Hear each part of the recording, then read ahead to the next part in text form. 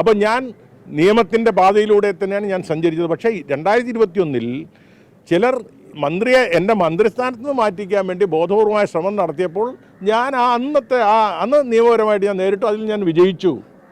എന്നെ മന്ത്രിസ്ഥാനത്ത് മാറ്റാനുള്ള ചിലരുടെ ആഗ്രഹം നടന്നില്ല. ഈ വിചാരണ നേരിടാൻ ഞാൻ അന്നേ തയ്യാറായിരുന്നു, 2006 മുതൽ തയ്യാറായിരുന്നു. ഞാനതുകൊണ്ട് പിന്നെ എന്തിനാ ഞാൻ ഭയക്കണം? എനിക്ക് ഭയം ഉണ്ടായിരുന്നു, ഞാൻ അന്ന് കോടതി പോകുമായിരുന്നല്ലോ. So I am least bothered about these things.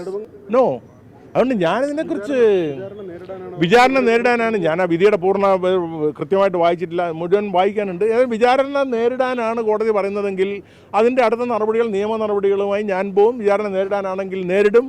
നിയമം എന്താണോ അനുശാസിക്കുന്നത് ആ വിധത്തിൽ ഞാൻ പ്രവർത്തിക്കുക. അല്ല, അത് വിധി ഒന്ന് വായിച്ചു നോക്കട്ടെ, പിന്നെ പരിശോധിക്കേണ്ട ആവശ്യമുണ്ടോ എന്നുള്ളത് വിധി വായിച്ചു. അല്ല, അത് വിധി പകർപ്പ് വായിച്ചതിന് ശേഷം ആവശ്യമാണെങ്കിൽ പോകുന്നതിനെക്കുറിച്ച് ആലോചിച്ചാൽ മതിയല്ലോ. മറ്റുള്ളവരായിട്ട് ആലോചിക്കും, ആവശ്യമാണെങ്കിലേ ഉള്ളൂ. അല്ല, അത് എൻ്റെ ജീവിതത്തിലെ വേട്ടയാടൽ ഇന്നും തുടങ്ങിയതല്ല. ഒരുപാട് വേട്ടയാടലുകൾക്ക് ശേഷമാണ് ഞാനിവിടെ എത്തിച്ചേർന്നത്. അതുകൊണ്ട് ഈ വേട്ടയാടും തോറും എൻ്റെ കരുത്ത് കൂടുകയാണ്.